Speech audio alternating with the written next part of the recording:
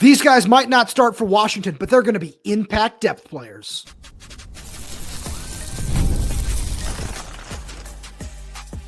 You are Locked On Huskies, your daily podcast on the Washington Huskies, part of the Locked On Podcast Network, your team every day. Welcome back into another edition of the Locked On Huskies podcast. I'm Roman Tomashoff. That's Lars Hansen. He writes with me over at Huskies Wire. Thank you for making this your first watch or first listen of the day, as we are part of the Locked On Podcast Network, your team every day. And today's episode is brought to you by FanDuel. Football season is around the corner. Visit the FanDuel app today and start planning your futures bets now. Just a quick reminder to all you everydayers out there, wherever you get this podcast, YouTube, Spotify, Apple Music, Amazon Music, make sure to click that subscribe button. Click that little bell as well, so never miss when we post a new show. Plus, if you're on the audio only side of things, please make sure to leave us a 5-star review, as it does help the program out a lot. Now, Lars, we have a really fun show coming at all the everydayers today. We're going to be talking about the biggest improvement that we believe Washington will make in 2025. There are a whole bunch of different ways that we can take that one. So really excited about where that conversation is going to go. But in honor of Washington's first depth chart of the year, which will be released today, as the everydayers are listening to it on Monday, we want to talk about some of the biggest surprises that could potentially be on there. We are just recording this on Sunday as a preview, and I think that just kind of ties in really well with one of the biggest things we want to talk about. Guys who we know will not start, but are going to be impact players for Washington. I think the best example of that is safety CJ Christian. A guy who transferred in from Florida International, and I thought might be a starter automatically when he came in. Just a guy as a fifth-year veteran, when you could see it on tape that a guy that makes an impact can have the range, can play in multiple different spots in that safety role. But as we went through fall camp, Alex McLaughlin outshined him in a way. And Mikel Steen's still around and obviously was named the team captain over the weekend. And so you look at all those factors and think, how did a guy like CJ, quote unquote, maybe fall through the cracks with respect to Washington's depth chart? But it's more about when we talk about depth charts and things like this, it's not always an indicator of how much they will play. It's just it's kind of a formality. They're not going to update the depth chart really that much, barring season-ending injuries, I think. And CJ is one of those guys where if they play three safeties and CJ is number 3, I don't think either of us are surprised. No, not at all. And that's one of the biggest reasons that I wanted to make sure that we kind of led this discussion with him is if he does wind up starting multiple games this year, you and I won't be surprised. If he doesn't, but is, a critical player and is top 10 on the team in tackles, like we talked about last week, where 6 of the 8 leading tacklers for Ryan Walters' defense in 2023 were defensive backs, and 4 of the top 8 were in 2024. If he's one of those guys, I'm not going to be shocked because he is a really just secure tackler, whether he was playing in the post or lined up down in the box. He is somebody who is going to be a really integral part of this team, especially in run support. But we've seen Alex McLaughlin, as you said, just kind of outplay him through the course of fall camp, which is not a bad problem to have. And something you and I have talked about throughout the offseason, that Alex especially is the kind of guy who you're not going to be able to keep off the field for very long, especially after you put on 15 pounds on the end of spring camp to the start of the fall. Like, that's something that can't go overlooked in this discussion as well. So having a guy like CJ, again, as you said, with some of those 3 safety looks, if he's the guy who lines up at linebacker and say it's, or that inside linebacker spot and Alex is over the top and maybe it's Rylon, Dillard-Allen in the slot or, some combination, however you feel that that's going to go, he's the kind of guy who brings an impact to this team in multiple different ways. And that's why he was brought here out of the transfer portal. And in addition to that, you think about the resources that Jedd was given. Why not secure your depth? Like, you look at an NFL team, you don't just say, okay, we're going to have, 3 or 4 rookies behind 2 starters. It's no, you want to have as much solid depth and experience as you can have on your team. And let's say, Mikel or somebody goes down for a couple of games. You don't want to have that drop off be all the way to, a guy that maybe you like, but isn't necessarily have all that experience, have that understanding, can just kind of be a plug and play guy.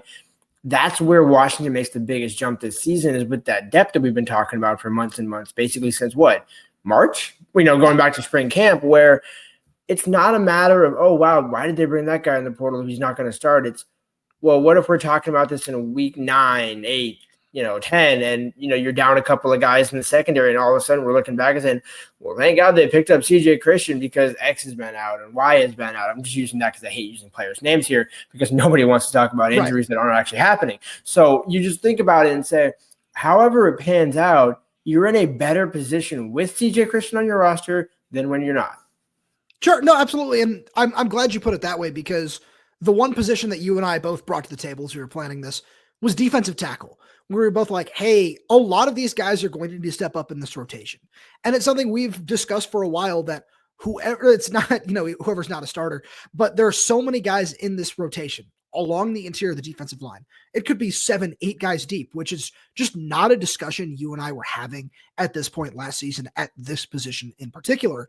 So I look at defensive tackle, and you and I both brought separate names to the table here, where these guys are going to be really important for the depth. For me, I wanted to talk about Bryce Butler, because I think that this is the kind of player who, I've gone over his skill set several times on the show. He's so good at shooting gaps. He's done a really good job of just getting into the backfield and disrupting, whether it be against the pass or against the run. He's someone who, when you look at him, it seems like the coaching staff has a few other guys that they trust a little bit more in terms of consistent run support. But he's someone who, when you need to make a play, he's the guy who's going to be in there, in my opinion, at one of those spots. Probably be him, Ontario Thompson, and somebody else along the interior of that line. But he's someone who, throughout spring and fall, has just shown that he can shoot those gaps, be as explosive as you need him to be in terms of being a pure pass rusher. And I think those are things that, again, this coaching staff did not have along the defensive line last year. And you and I expect that group to make an improvement this season. And if they do, guys like that are going to be just kind of at the forefront of that. It's not just going to be these guys on the top end, the Zach Durfees, Ontario Thompsons, Taitai Uyunglele's, who need to step up and make an impact. It's all of these other guys in a rotation, whether they're playing, 1 snap a game or 10 to 15, which I feel like is going to be the case with a lot of them, like the guy you want to talk about in Armon Parker. Exactly. For all the things you were talking about, Bryce, which I don't disagree about, Armon checks all those boxes as well, especially from what we've seen from him in fall camp. And it makes us both go back to his recruitment, where he was the more sought after one between him and Armon Parker. When schools were like Illinois and a few others were, trying to pry them away late, it was, well, why not have Armon? We'll just take Armon. You guys can have Armon. It's okay, whatever. But they wanted to stay together as a brother pair. And I think the fact that Armon was the quote-unquote better of the two brothers coming out of high school, well, we haven't seen it because he's been hurt. And so I think the fact where if he's able to stay even healthy for, just call it 10 games, not even all 13, 14, whatever you want to say, but you just look at it and think, okay, that's more about the depth that we're talking about, where you just need more bodies along the defensive line, where just like this discussion we're having at safety, if somebody goes down, which shocker in the Big Ten and certainly just in the trenches, that's probably going to happen. Like, we don't root for it, but you're just, at least for a game or two, you might miss a guy.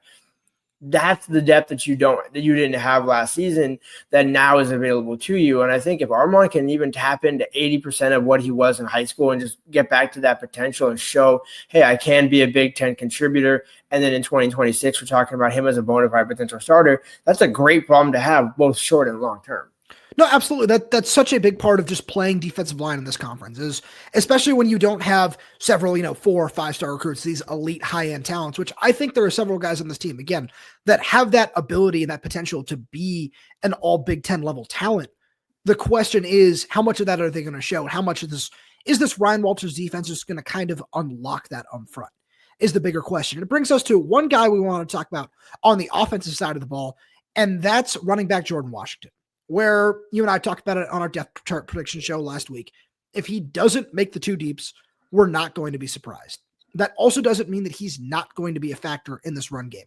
When you ask Jedd Fisch, when you ask Jimmy Doherty, Scotty Graham, they are all very quick to mention what he brings to the table in terms of his speed, his versatility, his ability to get outside the tackle box, his ability to line up at wide receiver a little bit if you need him to.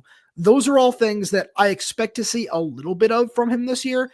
And if he gets, Adam Muhammad got 41, 42 carries last year, something in that ballpark.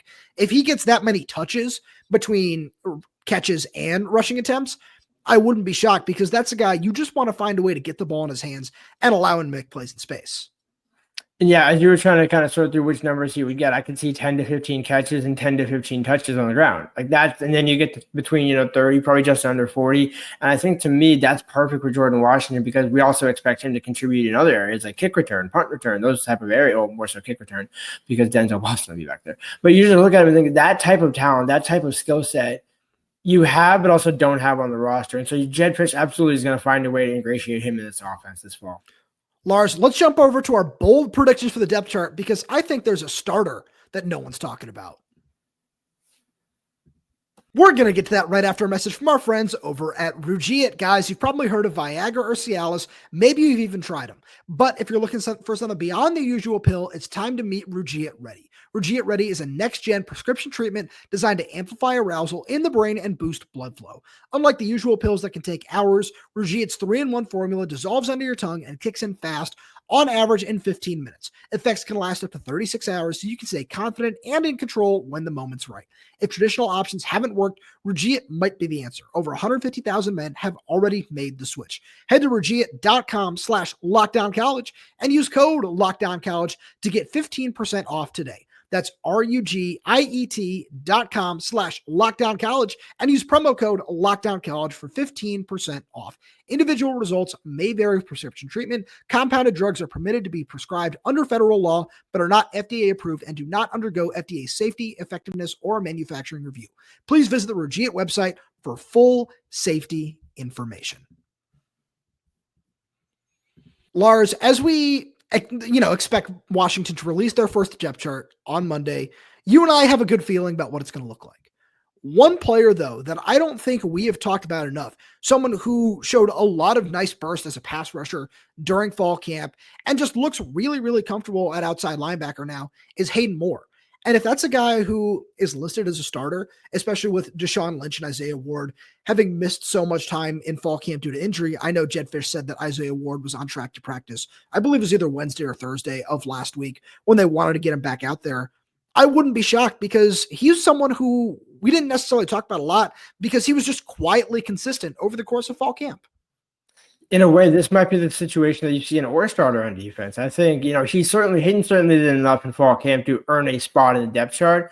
And when you look at the combination of him and Jacob Lane in that spot opposite of Zach Durfee, I don't think you could, make a case against him starting in terms of, well, what he offers is different slightly than Jacob Lane, where maybe one's better against the run, one's better as a pure pass rusher, which I certainly think Moore is. And to me, when you looked at that move from inside to outside linebacker, it was kind of like, why? Like, what are we getting at here? And we didn't see a ton of it in the spring, but then I think there was a growth, between spring, summer, and fall camp for Hayden, where he kind of just put it together, and they said, we're going to give you these sort of packages, and this is what we want you to do. And to both of us, he checked all the boxes. He passed with flying colors because that was a guy where whether it was the first or second team, you could kind of just see him pretty often in the backfield, just making plays and making the quarterback get off timing, getting off just his rhythm and things like that. And so when you're seeing a guy consistently contribute in fall camp as a coaching staff, you can't say, yeah, here's your reward. We'll put you on special teams. We'll give you a couple of snaps, but you're not going to make the 2 deeps. Like that would almost be kind of an insult, honestly. So I do see where you're going with that. And I still do fully believe that Jacob Lane will wind up being the starter because of what you said, where I think they're a little bit more comfortable with him in run support and setting the edge right now. But for someone like Hayden, it seems like he's going to play a lot. And you talk about, why the move was made. It was made for depth. When you look at that position right now, especially after the unfortunate injury to Russell Davis, the position is not that deep. And it kind of, leads into something on the recruiting trail where we've gotten a lot of questions about, will UW end up flipping a 2026 edge rusher? We'll wait and see. But I think that was one of the most important moves here. And most important reasonings for the move there. And when I look at just what he brings to the table, it's exactly that, where if he's the guy that they throw out there on 3rd and long, I'm not going to be shocked if it's him and Zach Durfee and you just find ways to get him involved. That's something that is really, really important for this because we just talked about how important the rotation is on the interior. It's just as important at outside linebacker on the edge. And we know you've got a whole bunch of guys who are strong in run support. Deshaun Lynch, when he's on the field, can certainly do that from the edge. Zach Durfee has shown that he can do that when he's on the field. Jacob Lane has certainly proven to do that as well. And then when you have a couple of guys that are true pass rushers, where, again, we know what Zach Durfee can do when healthy, when getting after the quarterback. Isaiah Ward is certainly a really nice pass rusher to have in that rotation as well. If you can have that third guy that you can rely on a down-in, down-out basis to just at least create some havoc. You're not going to get to the quarterback every time, but if you can put a little bit of pressure on him and force the pocket to collapse and make him step up, maybe walk into a sack or force a bad throw or different things like that, that's something we just didn't see on a consistent basis at any point last season, and why we wanted to make sure that we talked about the depth this early on in the week leading up to the Colorado State opener, because that wasn't – at this point last year, we weren't sitting here saying, oh, this guy could be a contributor, that guy could be a contributor. It was, how much can Jordan Coleman do for you? How much can Denzel Boston do? And, we looked at that entire wide receiver trio last year. And I feel like that's a good comparison here, because we knew it was Denzel was going to be that breakout guy. And we kind of expected Jeremiah Hunter to step up as that number 2 target, which wound up being Giles Jackson. And I feel like that's where we are at outside linebacker right now. We expect Zach Durfee to be that guy to take a big step forward as a pass rusher, again, if he can stay healthy. And the question is, who's going to be that number 2 guy behind him? And I feel like Hayden Moore has an opportunity to step into that role. Hayden definitely, I think it's really kind of, and it'll get us to the next guy we want to talk about, but you just look at, it's about having quality of depth, not just bodies, not just, hey, well, we got a couple of nice freshmen that we think could be good down the line, but because of injuries and things like that, we have to put them in, or what you dealt with in the spring along the offensive line last season, we just need, bodies, and we got a redshirt freshman to walk on, a redshirt sophomore walk on, things like that. But when you kept mentioning last season, who was a name that came up last season, maybe for a negative? Now, this season certainly could come up for a positive. To me, it's Vincent Holmes, the safety, where you look at the safety depth that we just talked about. You have CJ Christian, Michaela Steen, Alex McLaughlin, Rylon Dillard-Allen. I just gave you 4 or 5 names right off the top. So where does Vince fit in all this? Well, he did pretty well in fall camp, but because there was so much veteran talent above him, I don't think he was going to ever truly kind of crack the 2 deeps in the sprints. But if he ends up being a not significant contributor, but ends up being that maybe a third down safety with his size at 6'1", 6'2", whatever he's listed at. His range too. And that's something that, when you look at that secondary, and especially that safety position, there's so much different small traits and abilities in that room that I think Ryan Walters and Taylor Mays certainly know how to capitalize on that this fall. Yeah, I absolutely agree with you. I want to talk about another defensive back, but first, we have an important request. Locked On wants to hear from you. We put together a survey to learn more about our listeners and make your favorite podcast even better. This is your chance to tell us what you like, what you don't, and answer questions about our advertising. Go to lockedonpodcast.com/survey to get started. Everyone who completes a survey will be entered for a chance to win one of 10 $100 Amazon gift cards. Again, that's lockedonpodcast.com/survey. You can also find the link in the show notes. Thanks for helping us out. And Lars, somebody who else I think is going to help out could wind up being Dyson McCutcheon. We've gotten a lot of questions about him, and hey, why wasn't he included in your depth chart predictions? Where it does feel like, Rashawn Clark and Leroy Bryant have both just kind of taken a step forward in terms of where they are in the nickel compared to where Dyson is. But I think there's still going to be a role for Dyson on this team, specifically as a veteran leader on special teams. He's one of those guys where, he got a couple of starts last season, and the coaching staff has always felt very confident in what he's able to bring to the field, where he's always been one of those really high football IQ guys who's just, very reliable, very high floor kind of player who knows his role and knows what he needs to do. And I feel like this year that might wind up being on special teams, but that doesn't diminish what kind of player he can be for this unit at all. Where, we look at some of the special teams guys on kickoff, and there are a whole bunch of just athletes that can be just true, crazy men on kickoffs. When I think about Tristan Dunn, Maurice Himes, Devon Banks, some of those guys have laid big hits over the last few years. I don't think that's Dyson McCutcheon's role when you have guys like Anthony Ward and Rylon Dillard-Allen as part of that group, CJ Christian being another one. But I think he's someone who the best way to describe it is just going to be the stay in your lane, do your job, going to do it at a very high level kind of guy who might wind up, as you said before we hit record, might wind up being listed as an or with Rashawn Clark in terms of the backup in the nickel spot. But no matter what, whatever role he winds up playing on this team, I'm going to be very confident whenever he's on the field. Yeah, a lot of it reminds me kind of Miles Bryant, just that veteranness, that guy, obviously dad played in the NFL in Dalen. And, you look at that and say, Jedd knows how to use former NFLers, because the way that he's carried himself in the program, just never complain when he talks to the media. He's always great talking with us. And I think, to me, you can never have too much veteran presence in any position. And certainly, when you look at the defense, it's all sprinkled out through where you got veteran starters and veteran backups. And I think having both layers of that can't go understated. One more guy we wanted to talk about before we move on here. I got to spend 30 seconds on Justice Williams here, where this is the kind of guy who, when you talk about predicting the biggest surprise on the depth chart, you and I have been very vocal about he might not be on the depth chart through no fault of his own, because he's had a spring and a fall that absolutely deserves inclusion. So if he does wind up on there, we won't be shocked, but maybe we should be just a little bit because of some of the guys that are ahead of him. when you think about the positional value where, if Raiden Vinesbright is listed behind him because they're just so excited about or behind Denzel Boston, at the X position, because they're just so excited about what he brings to the field.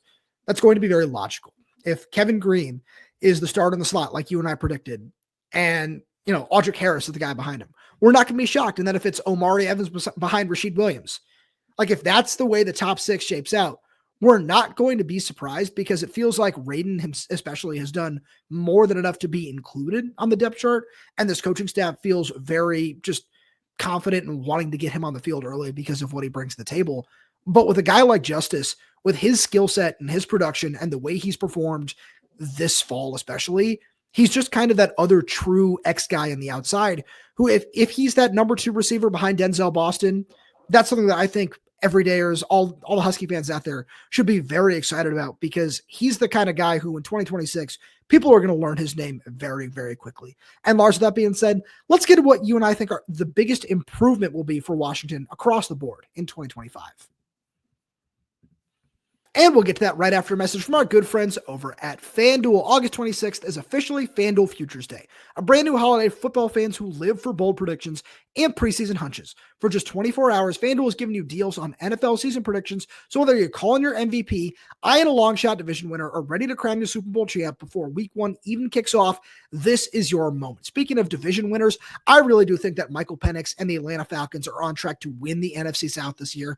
I know the Tampa Bay Buccaneers have dominated that division over the last few seasons, but Mike and the Falcons, they finished just 1 game back of the division lead last season, and that's with Mike only starting the last few games. So with an offense led by Michael Penix, Bijan Robinson, Drake London, I absolutely love what Atlanta is bringing to the table this year, and I really do believe that the odds, they're looking really great right now over on FanDuel, so you should go check those out. Visit the FanDuel app today and start planning your futures bets now, because Futures Day is 1 day and 1 day only.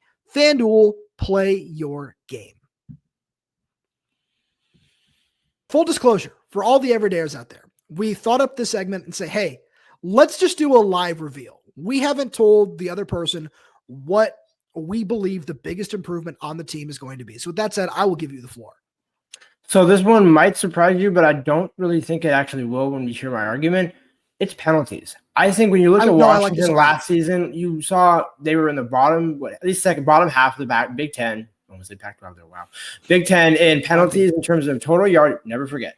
Total yards per, in terms of accumulated penalties per game, they were above 50, I think 51. So they were behind USC, behind Oregon, behind a lot of other, programs that's kind of where you're trying to break into. And I think this season, if you cut that number down even to 40, even to 35, where I'm not saying you're going to be in the Ohio States and some of these other schools where you're averaging, 25, 28 yards of penalties per game. That's what you hope. But I think even if you can just trim away some of those bad penalties, like I mentioned Vincent Holmes last segment, where you look at his penalty against Rutgers, my word, did that cost you? And so you just go down the list of small little things that you can clean up. In fall camp, we really haven't seen that many. Now, I think there were a couple of practices where either Jedd told the refs they were going to, hey, please be real stingy here, or the refs just went on their own and kind of just started throwing flags left and right. And it wasn't even that physical of a practice, but, I think it really honed the team in to say, you know what, we can't have this, especially in these moments, because in the mock game and a couple other scrimmages, there would be some ill-timed penalties, but nowhere near what it was last season. I love that was your answer, because I certainly thought about making that mine, where I feel like so much of this does come down to just the overall team chemistry and everything that we just didn't really get a chance to see last season, because so much of the team was not there for spring practice. And there were so many people that were still just kind of picking things up on the fly during fall camp. And that is something that can't really go understated. We're having a full year where, obviously we hear it the most along the offensive line, where there still certainly were some procedural errors and false starts and everything over the course of camp, which is certainly going to happen. But it just doesn't feel like it's anywhere near what we saw last season. And if you can just cut those down, like you said, it doesn't have to be a super drastic change, where that's what we've talked about with this entire team. And what I'll get to in a few minutes with mine is, I think that this is something where if you can cut it down by 10 to 15 yards a game, as you said, that's a really, really big improvement for this team, because there were so many crucial situations last year where you shot yourself in the foot with a bad penalty. And if those things can just be cut down at any percentage this fall, a lot of those one-score games, remember, this team went 1-4 in one-score games last year. And you referenced a really big penalty right there in Vincent Holmes. And I'm sure if you go back and you look at some of those other games, there are some big ones that will pop up. I just don't have any examples just kind of sitting off the top there. I think that that's something that really could help this team go from 6-7 to 8-4, 9-3. Yeah, and I mean, it doesn't have to be because Vince was the obvious one, but I think it's more about those third down. I think it's going defense. Those third down penalties on the holding penalties on defense, where you're on the a automatic third and first downs. Yeah, exactly. Where you're on a 3rd and 7, you get an incomplete pass. But then on the far side, where it's not even approaching the play, you get a holding penalty on somebody because they just don't have their technique right, or whatever the case may be. That's why you went out and got Ryan Walters, who can just harp on those things. Where Jedd does that on offense, and you certainly expect to see improvements there. Michael Switzer along the offensive line, I think, will do a good job in those technical areas as well. But it just, to me, like you said, it speaks to the overall team chemistry. They're another year older. You brought in a lot of veteran presence. So when you talk about bringing in new talent to a new culture, to a culture that's already been, founded and kind of established, you don't want any disruptions. And I think all those guys that they brought in, I mean, I don't know, CJ Christian or Alex McLaughlin's penalties off the top of my head, but those guys, we're talking about them making total tackles, TFLs, picks, and turnovers, not, hey, man, remember when he headbutted some guy and, it was a bad character? So, no, you brought in all the right talent. Now you just have to get that collective talent to mature together. And it feels like that certainly has already happened. So let's stay with Ryan Walters here, because my biggest improvement is very simple and something that plays into, certainly less penalties would help there. And then it also just plays into everything else we've talked about in terms of the general improvement of this team. And that's run defense. Washington finished 15th in the Big Ten last year at 161.8 yards per game. And I've talked about cutting that down by 20, 25 yards, which vaults you up 5-6 spots in the Big Ten right there.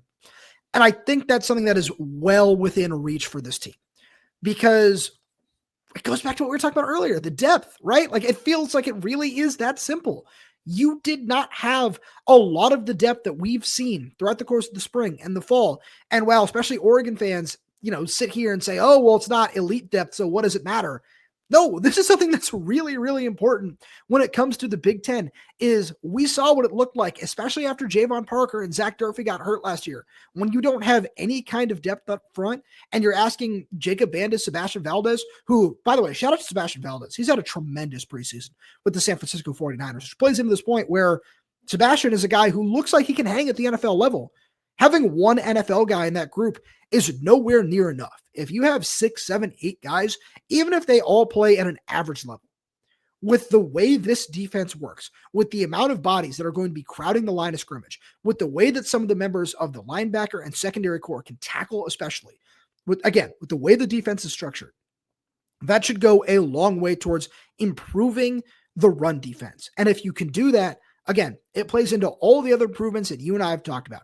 It creates more opportunities for Damon Williams in the offense. It creates more opportunities to get off the field and avoid penalties on third down. If it's instead of it being 3rd and 3, 3rd and 4 on every single drive, you get more 3rd and 7s, 3rd and 8s, 2nd and 9s, stuff in that department, which we just didn't see last season. I think that that's by far the area that this team is going to improve the most. As you were making all those great points, it kind of led me to another way to summarize this perfectly, where you talk about NFL guys from last year's team that are now, kind of trying to create their NFL careers. Linebacker, Carson Bruno, Alfonso Tuputala. Alfonso had a solid day for the Seahawks, and Carson Bruno's had a pretty good spring or pretty good fall for the Pittsburgh Steelers. When you look at Tariq Bouda-Alukta and Extra Alexander, plus, you got Jacob Manu there as well, potentially, if he's able to, emerge this season. And Devin Bryant, too. And Devin Bryant, you're talking about X Factor, emerging surprise, and just overall biggest improvement. I think when you talk about the run defense, that second layer, that second level, you don't even have to worry about Alex McLaughlin or CJ Christian or whoever's in the back end coming down, because you have the linebackers to hang. Now, you mentioned the defensive structure. Is it 1? Is it 2? Is it 3 for linebackers on the field, depending on what down and distance you're at? Who knows? But that's why that's exactly that. Who knows and who cares? Because you have all 3 guys, 2, 3 guys that can run that position. And to me, that's, I think, if the defensive line does, struggle to adapt in those first conference games, it's also going to help that the linebackers are just right there. And Tariq's been a guy that's flying around making plays. So to me, it all kind of fits together to say, yeah, this run defense certainly should be improved this fall. Yeah, Buddha is one of those guys where I got a couple questions from him, from some friends, some insiders, And one of the things that they were asking was just, why haven't you guys mentioned his name a lot through like during fall camp? And one of the things that I feel like you and I and a lot of members of the media are kind of drawn to do is we are a little bit more prone to point out and acknowledge some of the big plays. But I feel like Buddha has been quietly one of the most consistent contributors throughout the fall, which certainly does lend to just everything that's going on in terms of defending the run. But on top of that, there are a lot of times where he is the only linebacker on the field, and he will get a little bit lost where, CJ Christian and Alex McLaughlin is lined up next to him in the box, and they'll be, helping out and make a key play that leads to an easy wrap up or tackle with, how many live periods we really get to see over a course of practice. And I think those are all things that kind of just lend to what this run defense is going to be at the end of the day, and why I say I don't think the number of linebackers on the field matters. And it's great to have a deep, talented rotation at that position, especially when you're able to bring in an all Pac-12 level guy in Jacob Manu, the guy who won Pac-12 defensive standout or whatever they called it for the two teams in the conference last year in Buddha. Like, there is a lot of really nice talent and veteran talent that is at the position that you're very, very happy with.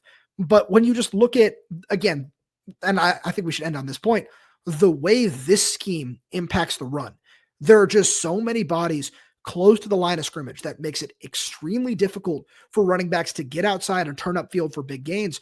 And especially with the way that, having Taylor Mays as the safeties coach, having somebody like that to help coach tackling on the back end of the defense is something that I don't think can go overlooked either. And a combination of all these things with the talent, the depth, the scheme, all of that, especially with the scheme that is designed to overwhelm in the box.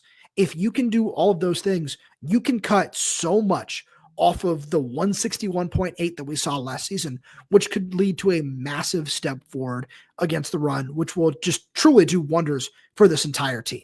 Lars, as always, thank you so much for being here. Thank you to all everydayers for tuning in. We really do appreciate your support. We got so much more fun stuff coming for you throughout the season because it's officially game week and we couldn't be more excited. So please make sure to subscribe wherever you get your podcasts. Whether that's YouTube, Spotify, Apple Music, Amazon Music, we're there. We're everywhere. We're updating this channel with new content every single day. So please make sure to click that like button, click that little bell, so you never miss when we post a new show. Plus, if you're on the audio only side of things, please make sure to leave us a 5-star review, as it does help us out a lot. If you have any questions, comments, concerns, drop them right down below in the comments section. Thank you so much for tuning in, and we'll talk to you on Tuesday.